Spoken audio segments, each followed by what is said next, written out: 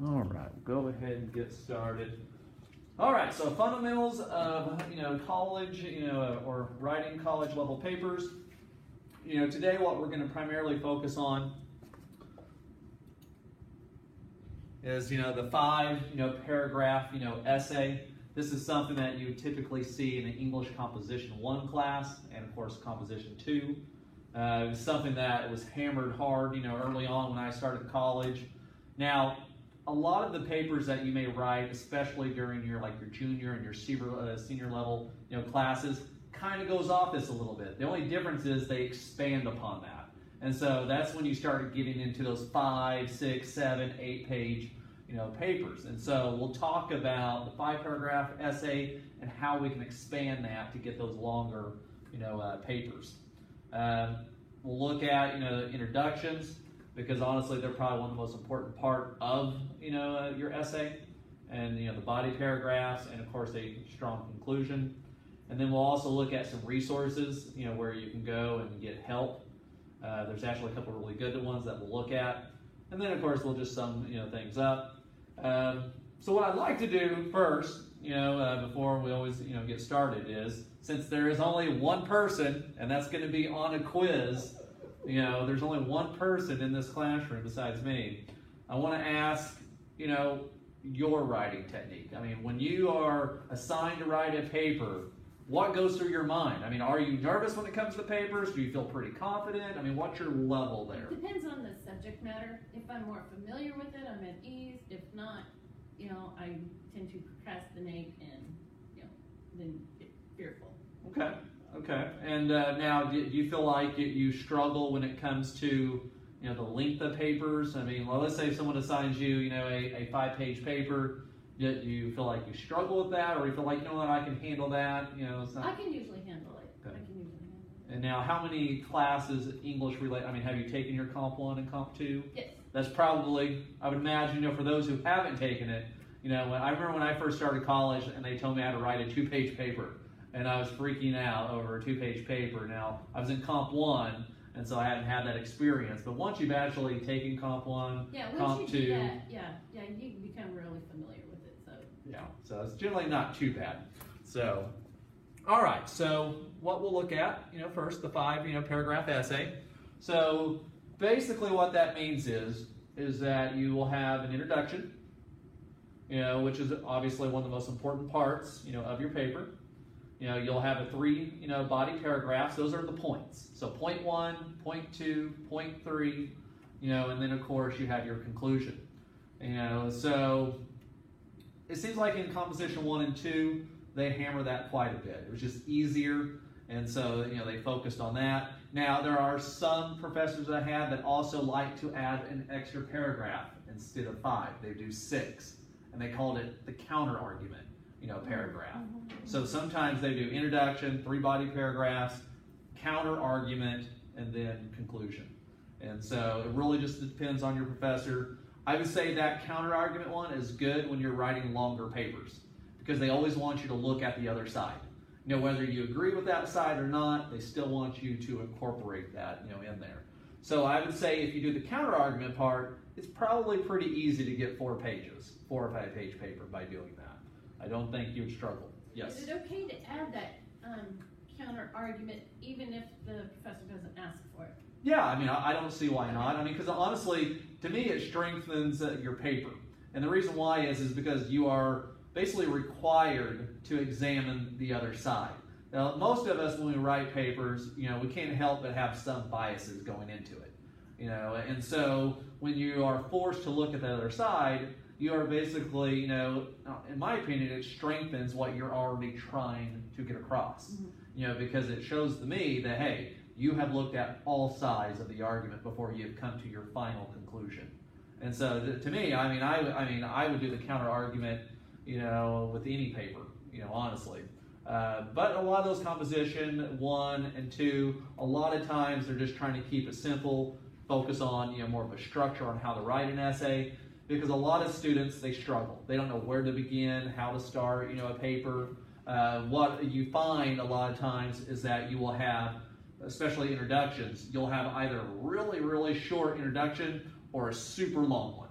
and it's hard to kind of get right there in the middle of that. And so, and you even see that with the body paragraphs. A lot of the body paragraphs, like I said, are either short or they're super long. I mean, you can have a body paragraph, for one of your points that's a page and a half long, without any, indentions and separating those. So we'll look at that and kind of like, I was always big on sentence count, counting my sentences, on how many sentences that I needed. Most will tell you for an introduction, you really need at least around 4 sentences, at least. I came up with my own, which we'll look at here soon. I call it the Magic 8, because if you follow this particular structure, you will get 8 sentences every single time. And so that's what, we'll look at, in a second. Okay, so introduction. Introduction obviously is the most important part of a paper, I think, because a lot of times that's going to give whoever's reading your paper, an idea of what they're going to be learning about. And so if your introduction is not very good, chances are that person who's reading your paper, whether it's a professor or whoever, they're not going to want to read that paper. If they see a whole bunch of errors and problems, what are they going to be thinking? This is probably going to be out throughout the entire paper, and so getting off to a good start in the introduction, I think is important. Obviously in the introduction, some of the things that you have to have, the attention grabbing, first sentence. Normally, I tell students that, that how to start that is basically by making sure that you incorporate whatever the main topic is in that first sentence. No matter what, you're talking about, make sure you include that in that first sentence. I've had some professors, I'd say more of the old school professors, say, do your thesis statement in the first sentence. The newer ones say, do your thesis statement at the last sentence of the introduction. And so, honestly, it depends on who you're writing the paper for, is what it comes down to. Now, me personally, I typically do, the last sentence of the, the introduction, but that's just because that's my professor, that's what they told me to do. And I just got used to it. Doesn't necessarily mean that is right, because I still have seen some do their first sentence that way. It's really, it's kind of up to you. But, what we'll focus on is, the last sentence. But yes, you got to have that attention-grabbing first sentence. That, is absolutely important. You want to have relevant, information, in that introduction, talking about, your points. So in a lot of cases, you want to introduce your point, and then you want to examine or explain that point just a little bit. You don't want to go into too much detail in the beginning of the introduction, because really, you're just giving them a snapshot, almost like a roadmap of what, you're going to talk about. It's actually more in the body paragraphs where you will truly develop, those points and go into more detail. And so when we look at the Magic 8, I think, you'll kind of see why a little bit. So, make sure that thesis statement is the last, sentence of the introduction, especially if you follow, that kind of, if you were taught that. Normally, it makes a claim or it states a viewpoint, and it really shows, the areas that you're going to focus in your paper. So let's take that Magic 8 statement, and I didn't pick one up, so I'm going to grab one real fast. And we're going to look at that, because I am more of a visual person. So the Magic 8. Magic 8. So let's take a look at that. Now this is just something that I came up with. I used to tutor, for Composition 1 and 2, and I also eventually, taught it at a women's prison. So we always had to work on, developing these sentences and stuff. Now this is just kind of rough, kind of throw it together. But most of the students that I worked with, they seem to struggle with the introduction. It always, well,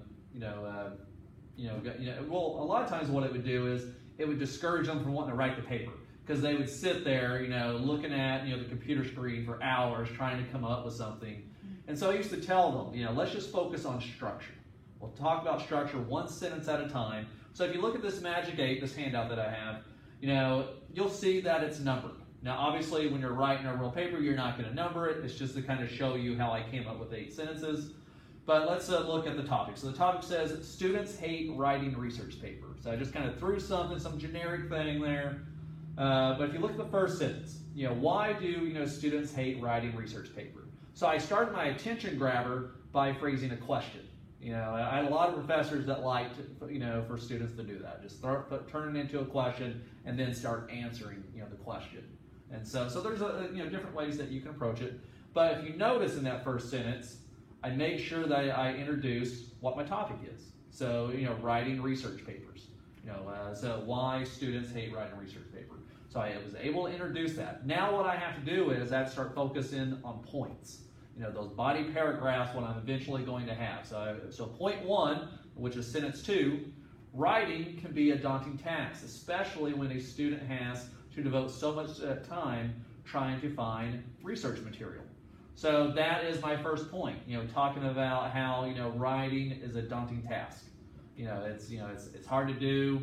And so now that I introduced that point, I should explain that point just a little bit.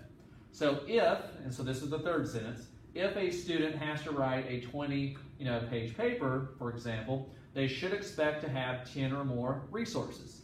So we're talking about that daunting task of research, and then I give an example of having to write a big paper.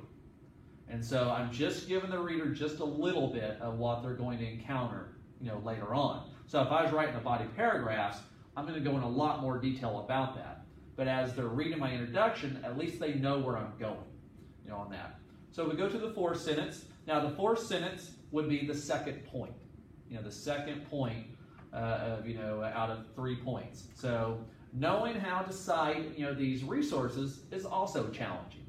So basically knowing how to cite things, is that next, point. Now that I introduce that point, what I have to do? I have to give it another sentence that explains that point just a little bit.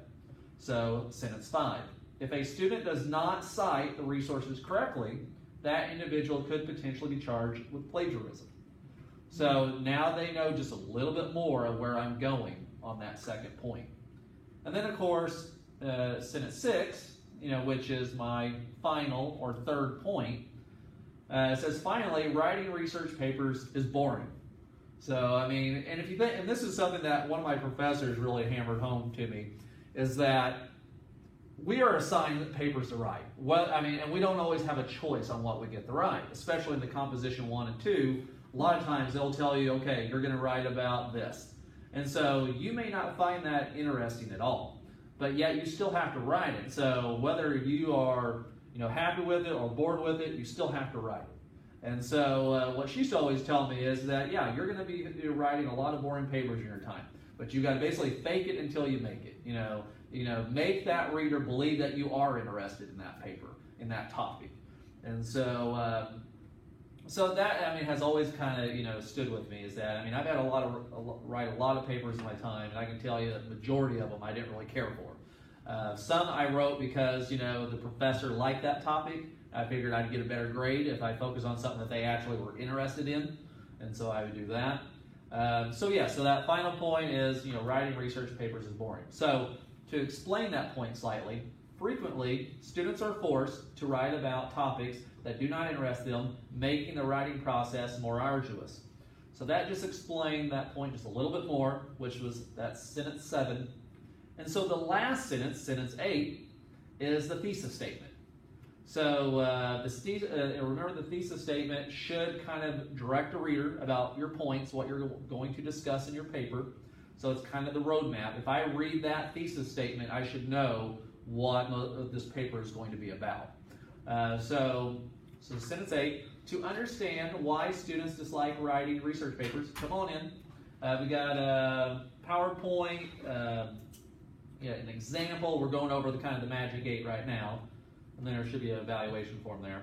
So the thesis statement, to understand why students dislike writing research papers, it is important to examine the time it takes to write a paper, the problems associated with citing research or resources, and the daunting task of writing, on a topic that does not interest them. So that is the thesis statement. And so just kind of recap what we did. We talked about the Magic 8. Because most people have a hard time starting a paper. So we're looking at, the introduction, how to create it. I've always liked, the Magic 8 largely because, to me, it's like the middle ground. Some people write, introductions really short, some go really long, but if you follow this Magic 8, you're going to be right there in the middle every time. And if you notice, how many sentences, and we got 8 there, and about how long is this paper right here? It's close to about a half a page, right around there. So imagine if you already have a half a page close to it for an introduction, and you have to write, a 4-page paper. You're probably going to be okay, especially once you start developing, the body paragraphs. So, what do we think about the Magic 8? Would this potentially work for you, or do you do this slightly different? How do you approach it? I want to try it. I think I could do a lot better if I did the 8. And when you write introduction, how have they looked in the past? Do you normally have short introductions, or do you have longer introductions? Shorter. Okay, so define shorter. How many sentences do you probably say? 5 or 6. Okay, 5 or 6. Okay, which is pretty standard. That 5 or 6 range in there. Mm-hmm. I've always been a big, big on structure. I like to count sentences. I want to know exactly how much, that I'm going to have to write on something. But if you're going to be writing, especially anything over 4 pages, it's I find that this tends to help a little bit, because you're already at a half a page just for an introduction, and you're going to do your conclusion similar to this. Like lengthwise. It may not be quite, 8, but you can get pretty close to that. And so this is just an example, of what I use, for that. And so let's go and look here. So that first sentence, the sentence is attention grabbing, first sentence. Make sure you're always introducing whatever your topic is in that first sentence. Some like to pose questions, so they'll pose a question, for that attention grabber, or that maybe they present some, major, point of view in there, or maybe they present it as a controversy. They try to, that shock, value, to kind of get you in there, which is good. It works. It is an attention grabber. Sentence 2, you introduce your first main point, so that's important. Sentence 3 provides, informative information about the first main point. So you're just giving the reader just a little bit of what to expect. And then obviously sentence 4 introduces the second point. And then obviously, the sentence, 5, provides information about that second point. So you're offering an example. And then of course sentence 6 introduces the third point. Sentence 7 gives you a little bit of details about that third point. And then obviously your thesis statement. So put that there. So yes, the thesis statement. Probably one of the most important parts of your paper, in my opinion, because that is kind of the roadmap. That is going to tell the reader where you're going in your paper. It's also going to kind of most likely make a statement, in there. But yeah, it gives a direction. So most people, if they read that thesis statement, they should know what you're going to be talking about. So how many of us really know where our thesis statement is? Like when you are writing a paper, can you, in your paper, identify that thesis statement? Or do you struggle with that? That's, it can be tough, and so if you're not writing that thesis statement, I think you need to. And so normally you make sure that you incorporate what your points are or what claim that you're making. Yes? Will the thesis statement always be more likely towards the end of the paragraph? Yes. Normally, what I was taught is the last sentence of your introduction. So the last sentence of your introduction is that thesis statement. Now, I was telling Gina that some of the more of the old school professors, the ones that have been around a while, I had a few that would say first sentence of your introduction. But a lot of the newer professors, they just don't do that anymore. And so, what I was always taught, last sentence of your introduction, is that thesis statement. And so it should be easy to find by doing that. So when you go back and look at one of your papers, look at the last sentence of your introduction and ask yourself, is that really, a thesis statement? A lot of times, a lot of students, they don't have that. They just kind of abruptly end their introduction, and then they move on to whatever their first point's going to be.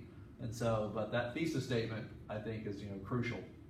The professor that I had, I mean, she really hammered it home. We're going to look at her website here in a little bit. She has her own website that she, created largely for her students. Yes. I just had a question.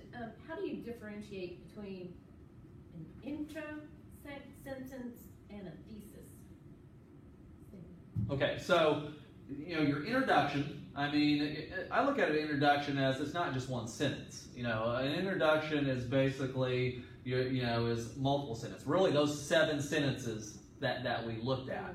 The introduction is you're basically trying to do the attention grabber. You're just introducing the topic, whatever your topic may be. Now, my example had to do with research papers, but it could be baseball, you name it. You're just introducing whatever the topic is in that first sentence, so that way your reader at least knows what you're going to discuss.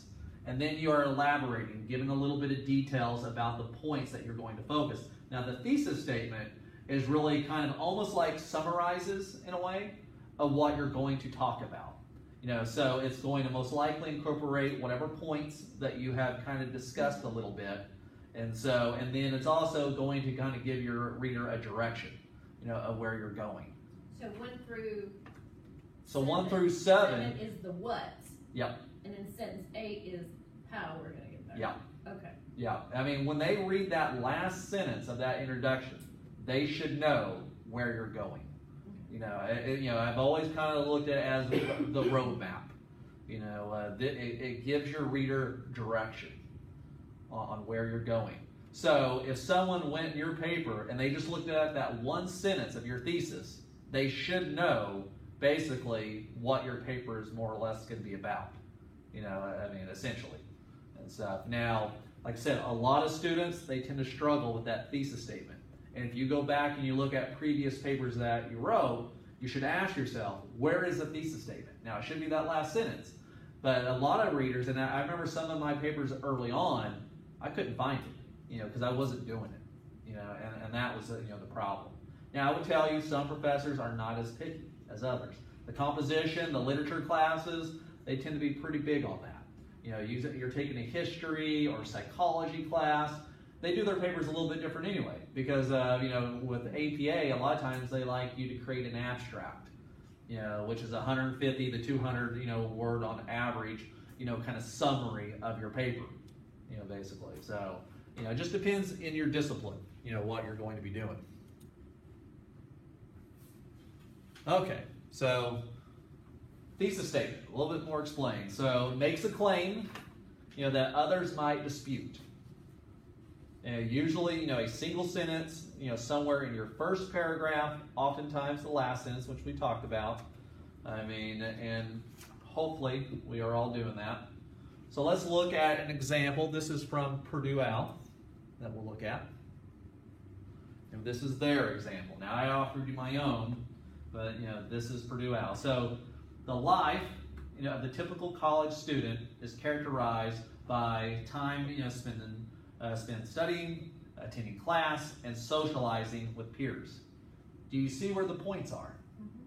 Mm-hmm. And they have that typical 3-point. And I will tell you, depending on your paper, you may have 3 points, or you may have a whole bunch more than that.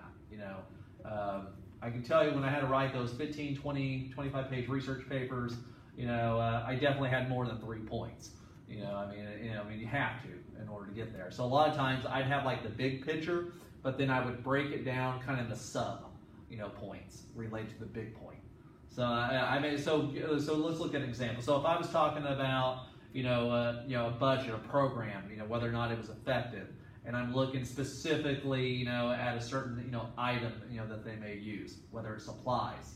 I would talk about introducing supplies and and the issues that you may encounter for an organization, but then I'd go into little subheadings related to that and other issues. So basically you pick one point, but then you break it down into a couple others. So if you're writing those big 15, 20-page papers.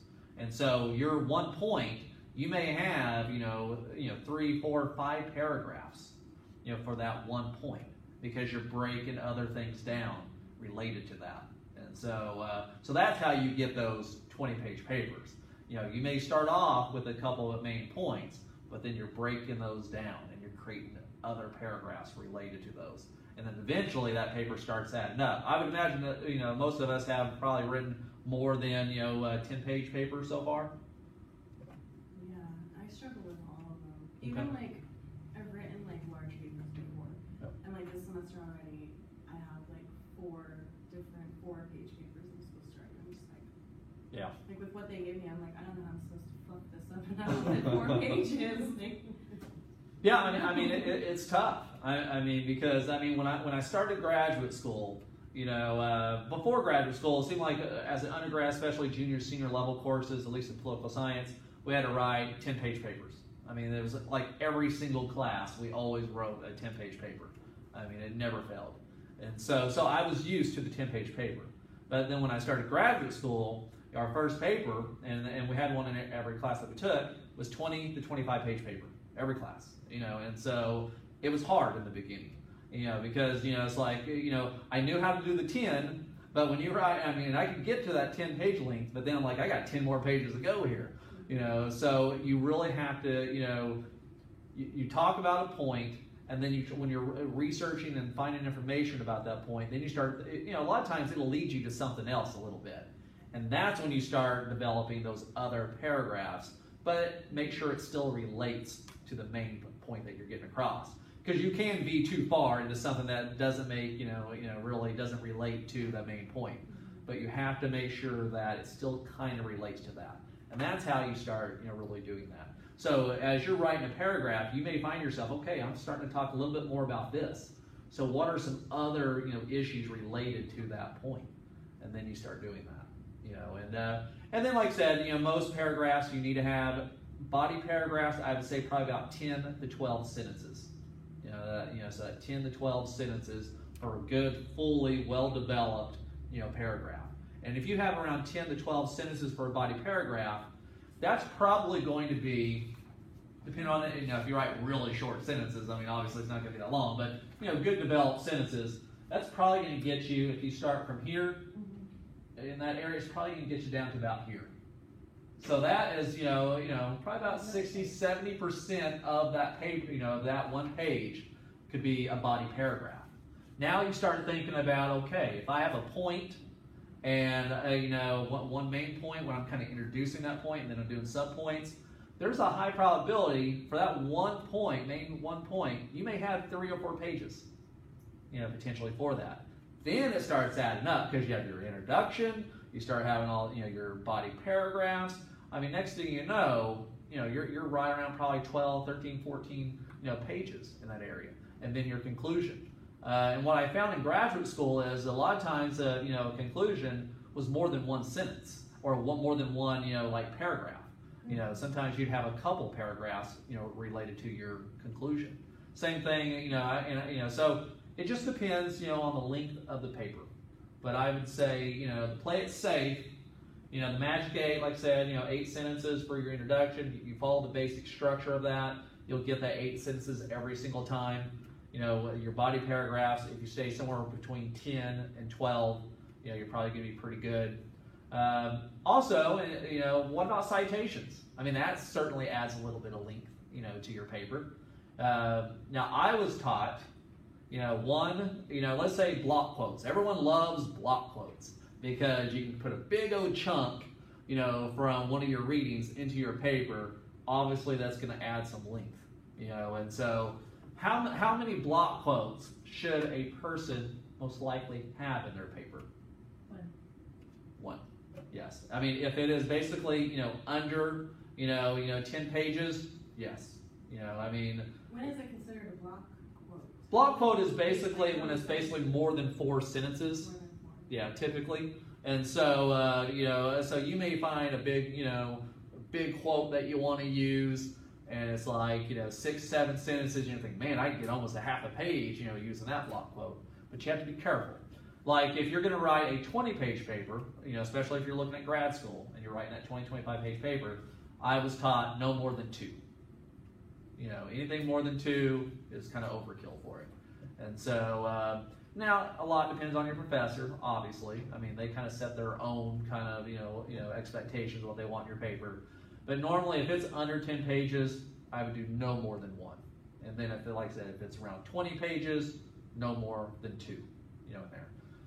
Also, how many times should you cite per paragraph? Because some of us probably don't cite a lot. You may have a couple citations in your paper. Let's say you're writing a 4-page paper. You may have a couple. I was always taught that you should have between 1 and 2 per paragraph. Because they're going to ask you, how do you know? How do you know that information? And also, what they look at is, okay, if you're making a point, give me some evidence. Prove it. Prove your point. And the best way to prove a point is by citing something. So that's so that 1 to 2 citations per paragraph. Now I mean a lot obviously depends on the citation that you're using, because there's MLA, APA, Chicago style, Turabian. Most of my classes, especially graduate school, they like Chicago style and Turabian, and they're almost identical. Those two. But we used footnotes. So that was a little bit different. So at the very bottom of your paper, you have these footnotes there. Now that would take up a little bit of space, for the paper down there, and so that kind of helped a little bit lengthwise having those footnotes. But we didn't do like the in text where we have parentheses, the author's name and so forth. All of it was at the bottom. So basically, we'd quote. It would have a number at the very end of that sentence. Let's say 1. And then you have to look at the bottom at number 1 to see where the source was. And so it just all depends on your professor and what type of citations that they are wanting. But 1 to 2 citations per paragraph is probably the safest. Because if you don't, you will at some point encounter a professor that may accuse you of plagiarism. Because they're going to see, like, and I'll give you an example. If you are putting the date in there and not citing it, that is basically plagiarism. Because how do you know that it's on September 26, 1986, we'll say? I mean, most people are not going to have that basic knowledge. So they're going to want to know how. How did you find that information? It's a very common mistake a lot of students do. They'll put dates in there, but they don't actually say where it came from. And so now there are some things, that maybe be a little bit more common knowledge. November 22nd, 1963, Kennedy was assassinated. Some of us may remember that, but or have heard about that quite a bit. I would still cite that. I'd find somewhere, find some source where I could still cite that. When in doubt, cite. And I had this one student who was in graduate school. He was accused of plagiarism. They kicked him out. He was gone. It was a hard professor. I mean, we knew how picky he was when it came to those papers, and I just think he was kind of careless a little bit. I don't think he intentionally did it, but he was accused of it. Basically, he went from like a committee there. They said that it was basically pretty blatant. He basically had an attitude related to it, and so they just kicked him out of the program, and he was done. And so that's why I say it's so important. When in doubt, cite, because it can happen to anyone. Now sometimes it's accidental, and a lot of times if you say, hey, oops, I made a mistake or whatever, they'll work with you. But he was very defiant about it, and so he was gone. And so yes, you want to be careful when you're doing that. But that is that thesis statement. Okay, let's see.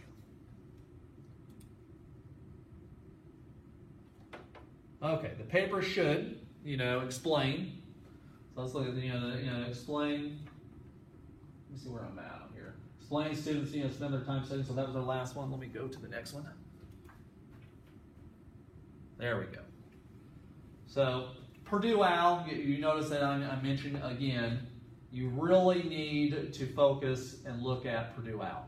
I mean, how many of you have looked at Purdue OWL? Okay. So have you looked at Purdue OWL at all?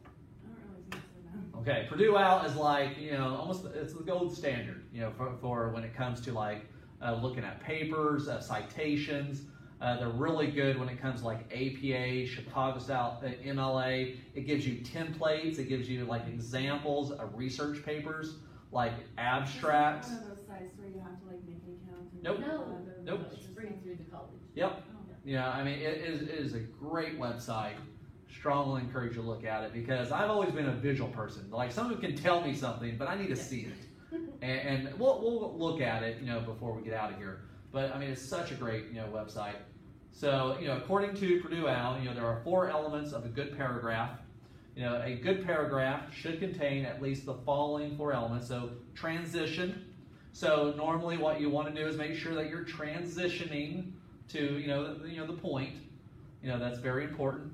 Obviously the topic sentence, got to have that. Specific evidence and analysis, and a brief wrap-up, sentence. I've always was taught use a transitional sentence at the last sentence of the body paragraph.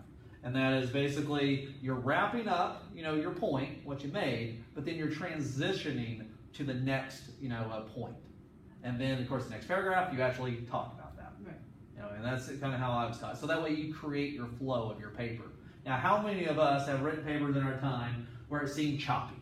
It just kind of like, it seemed like, I abruptly ended and went to something else. I mean, I used to do that all the time. And so this is something that you just have to practice, doing. But yeah, that last sentence of your body paragraph, you wrap up, the idea that you're talking about, and then you kind of transition into the next, point. To me, I'd say that's probably the best way, of doing it. Also, the evidence and analysis. That is, if you can provide any type of details, facts, numbers, percentages, quotes, from, people of authority, in that topic, it's important to do so, because that's going to strengthen whatever your point is. So I was always, taught that when you use, a quote or paraphrase, and you have that citation, you should always have sentences immediately after that goes into kind of an analysis of that quote or point. So I mean, because so you basically you have a couple sentence topic sentence that starts in the body paragraph. You kind of offer some evidence, so you use a quote, and then you explain why that's important. So a lot of times when you're writing these, paragraphs, and each sentence, just ask yourself why. Why is that sentence important? I gave this quote, about a specific, point. Why? Why is that person or that information relevant or important, to your paper? So if you keep asking yourself why, you're going to keep adding more sentences and really developing it. So like if you only have, 4, sentences for one point, the best thing to do is just go sentence by sentence and ask yourself why. Why is that important? How many of us have sit there, looked at a paragraph, and it's really short, and you're trying to think, okay, what do I write? All you gotta do is just ask why. You have a sentence, why is that important? Why is that specific information, relevant to this topic? Is this person, are they credible? So like if you quote someone, I mean, you definitely need to make sure, are they credible? Are they biased? Do they present any bias? Because you may actually like to quote, but you also feel that, it's clearly that they're biased. So maybe pointing that out, and so I used to always like put a quote in there, and if I thought it was biased, I would explain, this may appear biased, but if we look, deeper at the meaning, and then I would go in and explain that meaning a little bit more. And so, it's just, you just got to keep asking yourself, why. Okay, so transition, sentence, leading. So a transition sentence, leading in, from, the previous paragraph to assure smooth reading. This acts as a handoff from one idea to the next. So that's that towards that last, sentence, is the way I describe that. A topic, sentence, that tells the reader what you will be discussing in your paragraph. I mean, we've talked about that before. Specific evidence, we've already talked about that. Just offer, deeper, level of details. I always think, facts, numbers, percentages. I mean, all that stuff is good, to have. Of course, the brief wrap up, tells the reader, how and why this information supports, the paper's thesis. I mean, now this is stuff, that's from Purdue OWL. I mean, take what you want out of it. Of course, and now the conclusion. Conclusion of a paper, which is definitely important. The primary, goal, of your conclusion isn't to introduce any new ideas, and I see this happen quite often. You know, they introduce something that's completely new that wasn't in, you know, any of the previous, you know, paragraphs, which is kind of the big no-no, you know, when it comes to that. You know, you don't want to do that. But what you want to do is sum up everything that you've already written. You know, so don't be introducing anything new. You know, basically just summarize what you've already written. You know, specifically your conclusion should accomplish, you know, 3 major goals, and we're going to look at that.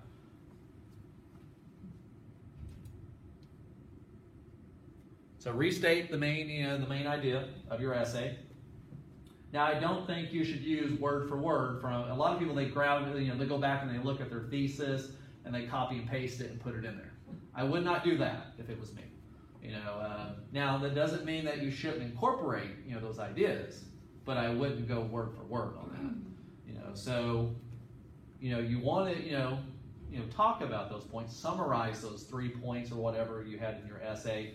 But I think more importantly, you want to leave your reader with a message, you know, a conclusion. You know, when it's all said and done, after I read this 20-page paper, whatever, what's the point of it? You know, I mean, that's what it comes down to. You know, what can we take away? A final conclusion, you know, from whatever topic. Now, I would tell you in graduate school, because I know that, you know, you may be thinking about graduate school. I feel like they taught me how to basically use a certain phrase for every single paper. Further research needs to be done. I'm telling you what, every graduate, you know, class I had, they wanted that, you know, sentence in there in the conclusion. Further research needs to be done. Because the idea is that you are adding to the literature. You know, you're adding to, you know, the topic, you know, the research, but there will always need to be more research done. You know, yours is one little part in the big picture of it. So further research needs to be done.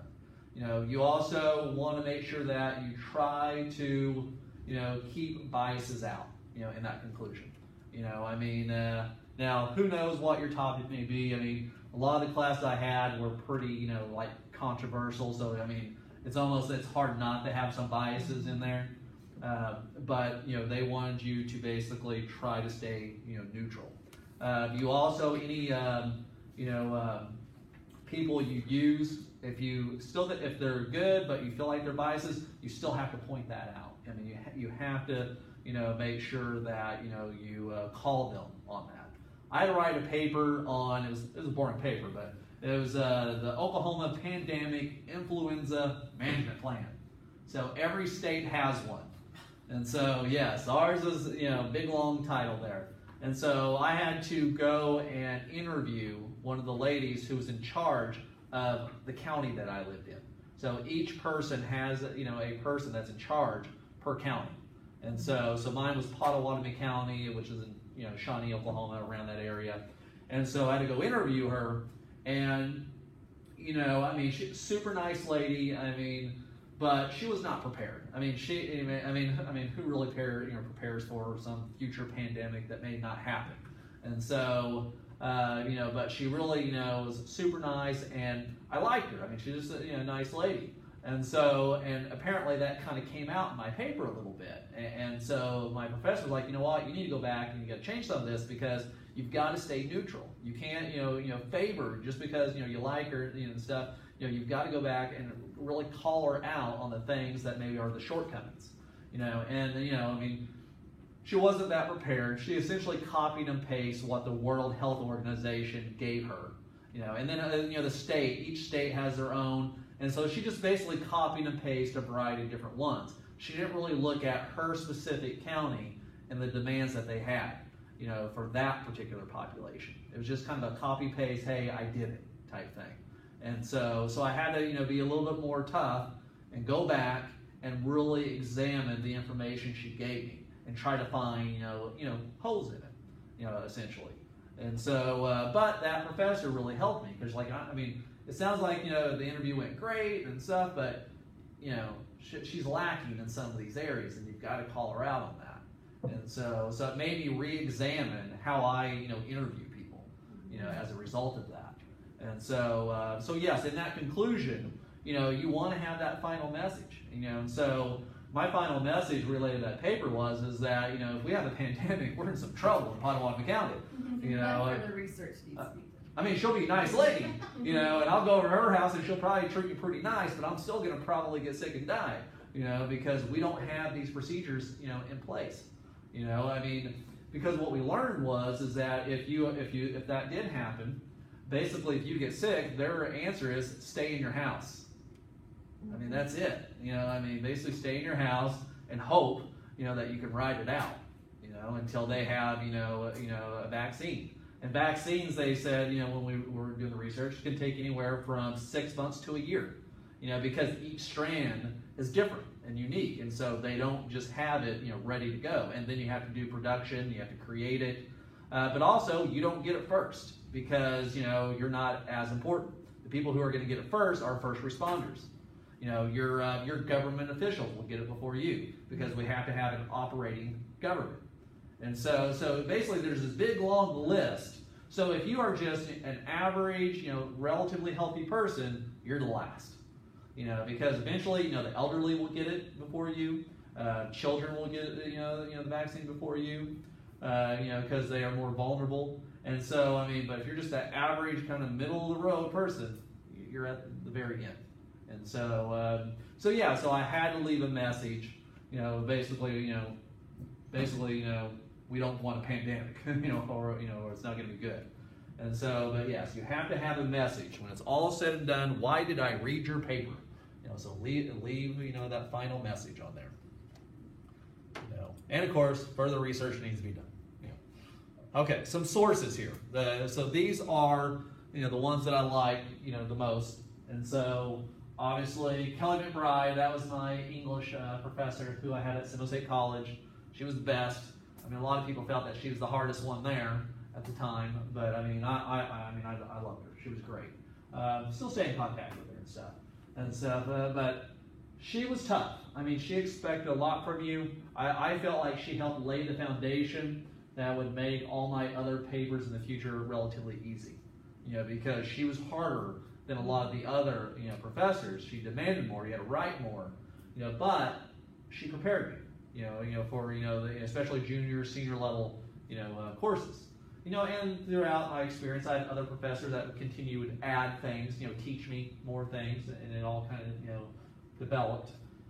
Purdue Al, it's just, you have to go there. It is really good. And then, of course, Grammarly.com. This is relatively new that I've added. Siobhan, who worked here as administrative assistant, she uses it all the time, especially for graduate school. So some of the things that it has on there, it can help you.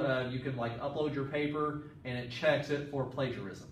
So a lot of the professors, at least in her program, they basically have to upload your paper to their deal, and then they search for plagiarism. They have programs that they run, and it'll show what percentages that may flag as potential plagiarism. Almost everyone's going to get some type of score on that. Even if you cite it, it'll still show it. And so now if it's a high percentage, that's when professors actually really go in there and they really start examining your paper. So that just basically alerts them, hey, you may want to pay a little bit more attention to this paper because 26% of the paper is being flagged for plagiarism. Now most people will have 10, 15%. That's pretty common. You'll have your citations and all that stuff, but it'll still flag some of that. But yeah, you start getting in the 25%, a lot of times professors will actually go in and then they start examining your paper just a little bit more thoroughly. This website allows you to upload, and it checks for that, and it'll tell you what percentage it is. It'll show you what it thinks it could be potentially issues, and that gives you an opportunity to go back and try to fix it or address it, just to play it safe. They also go over sentence structures and stuff. Like fragmented sentences, it obviously has spell check. It's just a lot better, at it. Now, there are two different things that you can do on here. There is the free one. There's the free version of it. It's a little bit more limited. And then there's one that you spend more money on. Now, Siobhan told me that she spent the money on it because she's like, I'm in graduate school. I'm not taking the chance of being accused of plagiarism.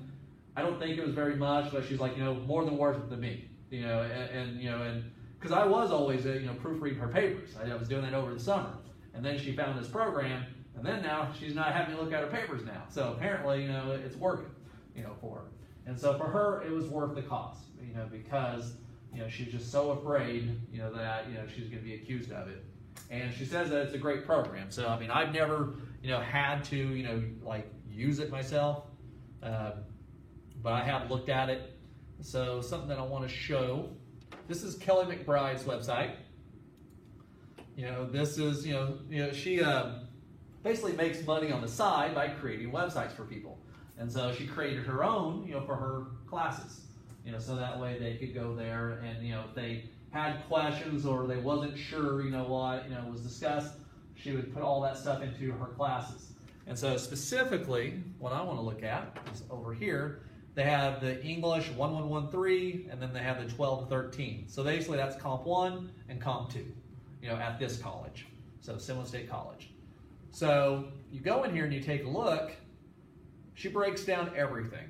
I mean, like MLA templates, plagiarism quiz, basic, lecture notes that she had on there. But she even has, an exam, MLA take-home exam. So you actually start, really making sure this stuff. How to cite things. I mean, so let's look at, I don't know if it'll even let me on here. So let's see. It may not. Yeah, so here's some of the stuff. So here's, just some of, how to cite, more, online sources. I don't know how up to date all this stuff is, but, so that's just some examples there. You can go down here and you can look at, MLA works cited examples. So she actually shows you how to cite their textbook. So, I mean, she really goes in depth, about the stuff that they need to know. But I still like going back here and look at some of this. Like right here, the body paragraph generation worksheet, even though it's not opening right now. So, and thesis, let's see if that even opens. No, a lot of this is not opening. So, not a lot. I haven't been on here in a long time and stuff. But yeah, I mean, I do like her website. Some of the stuff is good. I mean, obviously some of it's not opening up. You can go to, like I said, Comp 2, and you can look at some of the other sources, that she has on here. Purdue Owl obviously is great. So let's go real fast.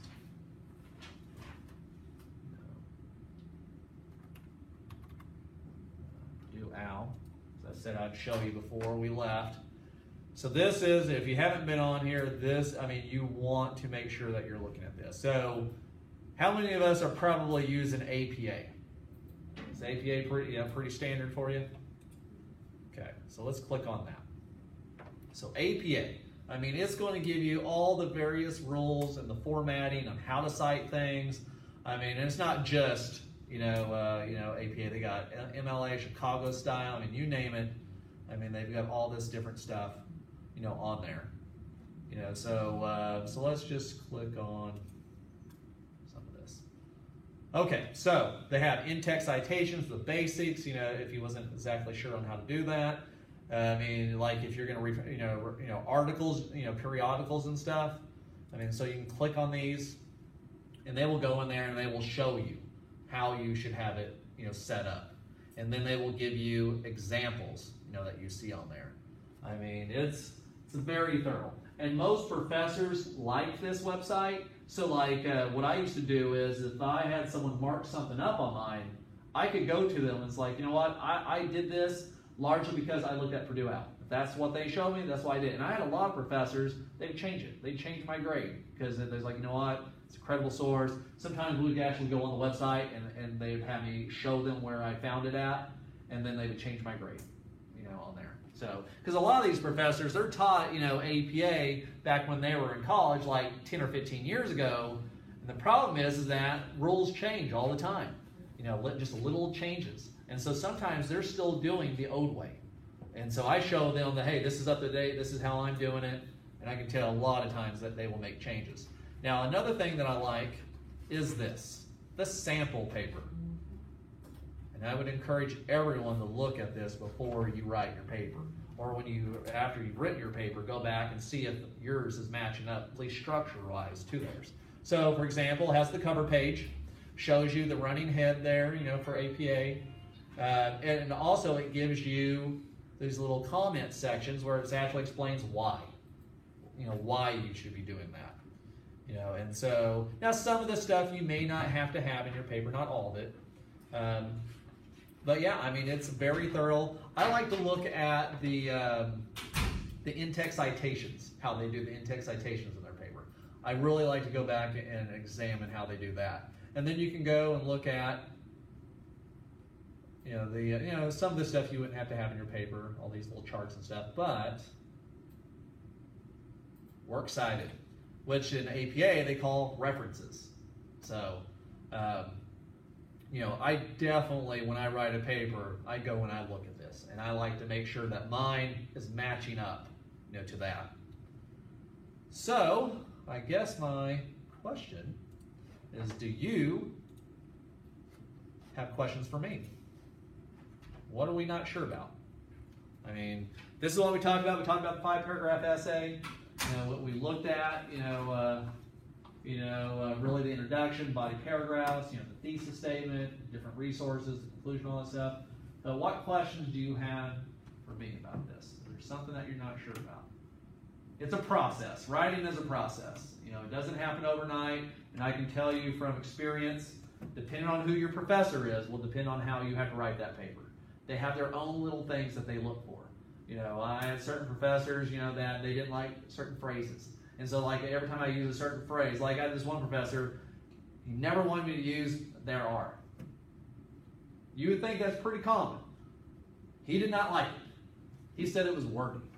And so yes. So it's like, so I mean, it all comes down to the professor, But I do think there are certain, basic rules that you can follow. But whatever you do, make sure that you have, how you can back it up. So if I cite something and that he or she marks that up wrong, if I go to him and talk to him about it, I want to make sure that I can say, hey, I went to this particular, site or this book. This is why I did it. And that way they can either say, okay, now I know, I don't care, I'm still taking the points off. Now, I mean, that's fine. Or they can say, oh, I see what you're trying to do. Maybe I'm not as quite up to date as the new version of APA or whatever it may be. So, and a lot of times they'll work with you. And even if they don't necessarily change anything on that paper going forward, they at least know, hey, this person is paying attention. They are trying.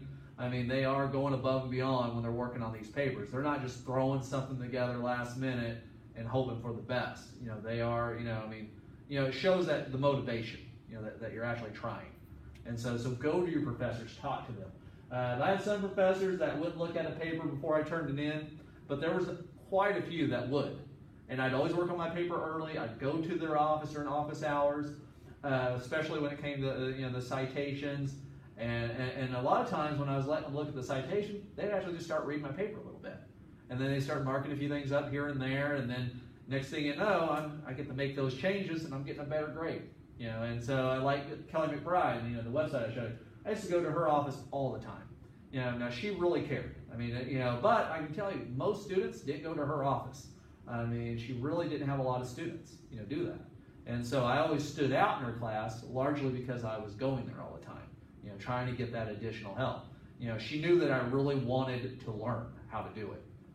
The other ones, they were just like the minimum. They do what's required to get through the class, and so, I mean, that was fine, and many of them got decent grades, but I can tell you, I mean, I went there all the time, and so I wasn't too worried. By the time I actually turned in the final paper to her, I felt like, it was just a matter of how high is the A going to be, because I had her look at the thing 3 or 4 times before I even turned it in. So, I mean, there was a certain, confidence, level there, because I knew that she has looked at it over and over, before I actually turned in that final paper.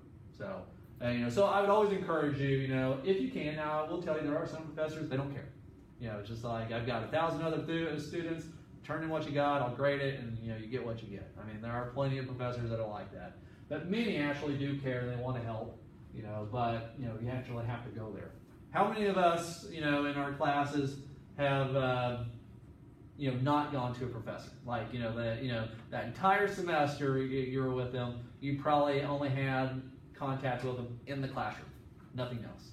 I mean, it's very common. I mean, it's kind of, a standard, and some of it's just, you got life's going on, you don't have a lot of time and stuff, and, but I will tell you, 9 out of 10, times they'll probably work with you, and they remember you. So what happens if you're at the very end of the semester and you have like an 88, and you go into their office all the time asking for help, trying to get the best possible grade you can, are they more inclined to bump you up versus someone that, has an 88 or whatever and they've never saw them except for class?